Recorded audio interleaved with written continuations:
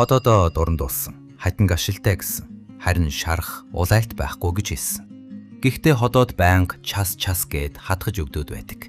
Бараг 2 жил ийм зовиртой явж байна.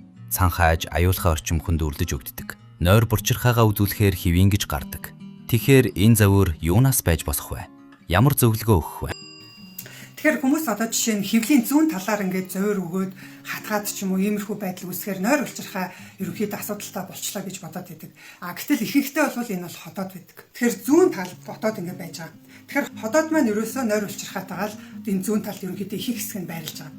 Ходоодны арт талаар нь нойр улчирхаа маань байрлаж байгаа.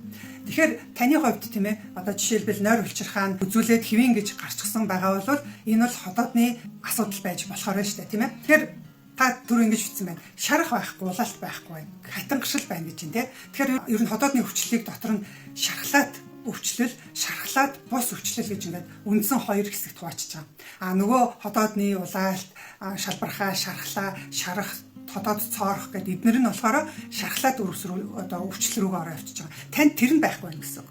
Тэгвэл танд юу байна гэхээр шархлаад бус нь байна тийм ээ. Тэгэхээр шархлаад бус нь юу ордог вэ гэхээр ходоодны хатангашил, гэзний эдийн солигдол, эсийн гажигшил гэдэг эднэр нь ороо явчихж байгаа.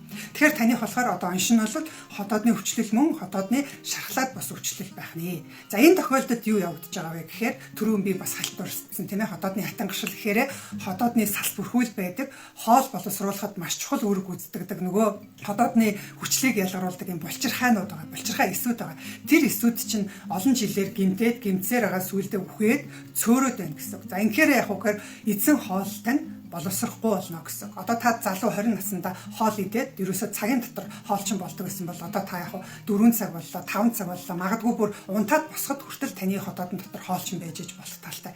Тэгэхээр ходоодын дотор ингээ хоолтой байгаад байхаар нэгдүгээр ходоод бол ингээ хоолоо боловсруулад 1 2 за хамгийн цааталтаа 3 4 цагийн дараа гэхэд бүрэн суларч хов хоосон болж явах хэвээр. Хоол дараа нь дараагийн шаттай буюу гидсэндээ очиж явах хэвээр. Гэтэл нөгөө муу ходоодны хүчил баг ялгардаг ийм хүний хувьд болохоор ходоодноос олж суларсан юм байхгүй, гидс рүүгээ ч орсон юм байхгүй, ходоодын дотор хоол ингээд өнжөөд байгаад байдаг. Тэгэхээр тэнд юу явагдах вэ гэхээр нөгөө хүчил нь байгаа учраас хүчил нь өөрөө ходоодныхоо ханыг гимтээгээд тэгээд тэр нь болохоор ходоодны архаг одоо энэ өвчлөлийг бол үүсгэж байгаа. Тэгэхээр ийм хүмүүс бол амтшгүй хоол эцсний дараа хоол шингэхгүй ходоод гидсэн дээр ингээд хатуулдаад цанхаагаад зарим хүмүүсийн хувьд бол унжаад байгаа юм шиг юм завир мэдрэгддэг. Тэгэхээр эн чинь юу гэсэн үг вэ гэхээр таны ходоодын дотор байгаа хоолчин ерөөсөө шингэхгүй байна. Дотор нь байгаа л юм гэсэн үг. Тэгэхээр ийм хүн бол нэлээд хатангашил их явагдсан хүн дээр л ийм асуудал үүснэ гэсэн. Тэгэхээр аги таны хувьд бол ходоодны хатангашилыг та хатангашилтай гэж бичсэн байна те. Зэрэгээ та хэлж мэдэхгүй байгаа даа.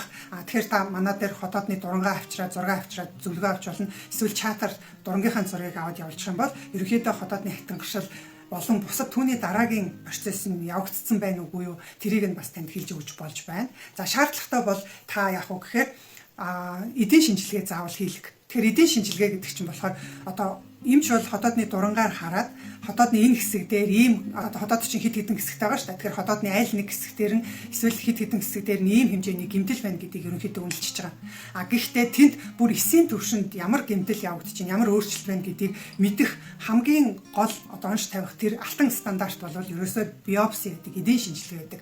Тэгэхээр эдийн шинжилгээ хийжээж бүрэн оншил тавигдсан шүү. Тэгэхээр шаардлагатай бол тийм шинжилгээ хийлгээрэй гэдэг юм зөвлөгөө өгье. Тэгэхээр нойр улчирхай байхаас илүү ходоодны гарах хэсгээр юм уу эсвэл ходоодны их биеийн зарим хэсэг дээр бүтцийн өөрчлөлт орсон байж болох талтай шүү.